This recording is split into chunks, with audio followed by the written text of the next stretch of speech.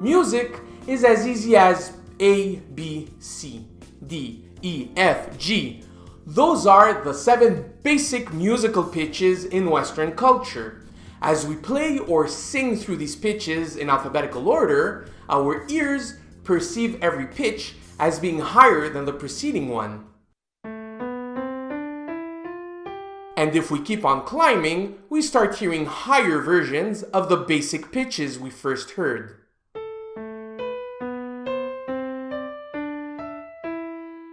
This is called the principle of octave equivalence, and the repetition of pitches being heard over and over again gives a cyclical quality to the way this pattern is perceived by our ears.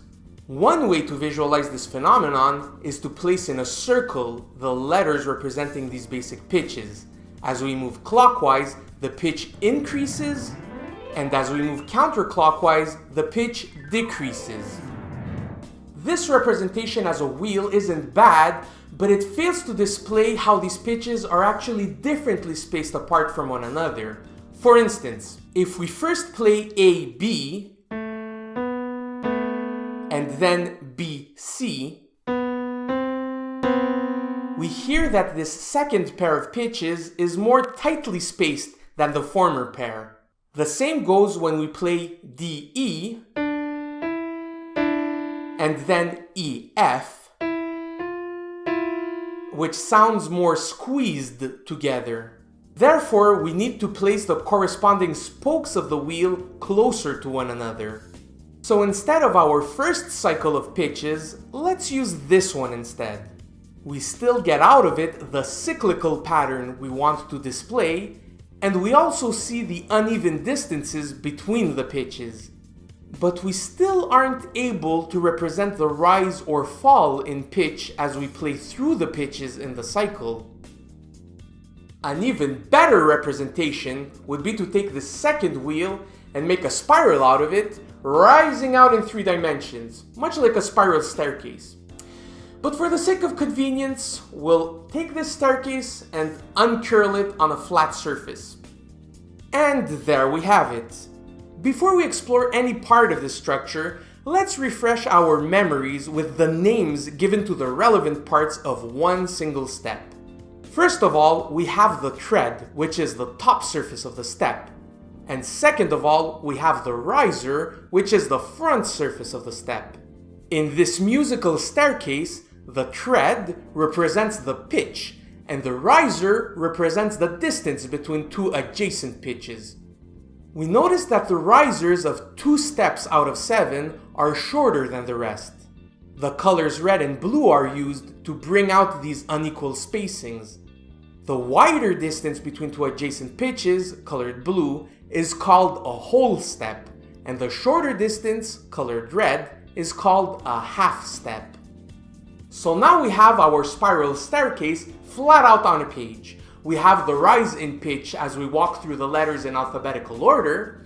We have the uneven distribution between adjacent pitches, and we also have the cyclical pattern in the letters being repeated every 8 steps. If we take any segment of 8 consecutive steps, we get what's called a scale. The lowest pitch of such a scale is called the tonic. In total, we can have 7 different scales, each one associated to a different tonic, chosen out of the 7 basic pitches. And depending on the different pitch that we choose to be the tonic, the pattern of whole steps and half steps within the scale will also be different.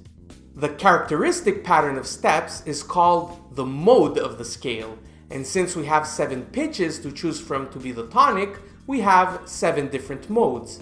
The names of these modes are Aeolian, Locrian, Ionian, Dorian, Phrygian, Lydian, and Mixolydian. You'll get to hear the way each mode sounds different from one another, but before we get to that, let me be clear on something. Any given scale in any given mode is more than just a fixed pattern of pitches to be played upwards and downwards for fun. It's a collection of pitches from which a piece of music draws part of its material, a bit like how a color palette is used to partly describe an image. And among the pitches of the scale, the tonic plays a predominant role. Take a moment and think of music as being a vast field in which the listener finds himself, and with all the different pitches floating around and about. The moment these pitches are arranged in a certain order, in other words, in a specific mode, the listener gains a sense of orientation within that field. The wheel of pitches that we saw earlier now becomes a compass within that field, and the tonic of the mode becomes the north, which helps the listener align himself correctly. I'm completely aware that this whole analogy is crude and simplistic to say the least, but it helps us understand how each different mode defines a particular perception of the same 7 basic pitches. The way this perception is converted into a musical experience is by imparting a particular mood to each mode. There's obviously no consensus on this issue, after all, this is art, not science, but the general attributes that people associate to each mood are the following: spooky and haunting for the Locrian mode, grieving and depressing for the Phrygian mode, sad and sorrowful for the Aeolian mode, nostalgic and melancholic for the Dorian mode, carefree and untroubled for the Mixolydian mode, happy and joyful for the Ionian mode, and proud and triumphant for the Lydian mode. You'll definitely need to hear some songs and musical works written in these different modes in order to feel for yourself this whole deal I've been talking about. That's why I've included multiple links in the description below. Before I bring this video to a close, there's still one issue I haven't addressed. We've seen how each one of the 7 basic pitches is associated to a specific mode. For instance, the pitch A starts an Aeolian mode, and the pitch B starts a Locrian mode. But what happens if we want to stir things up a bit and feel like starting a Dorian mode on A instead of Aeolian, or a Mixolydian mode on B instead of Locrian? For an answer, you'll have to wait for my next video on mode shifting, tonalities, and accidentals in music. Until I bring you all that, go out, have fun, and see you later.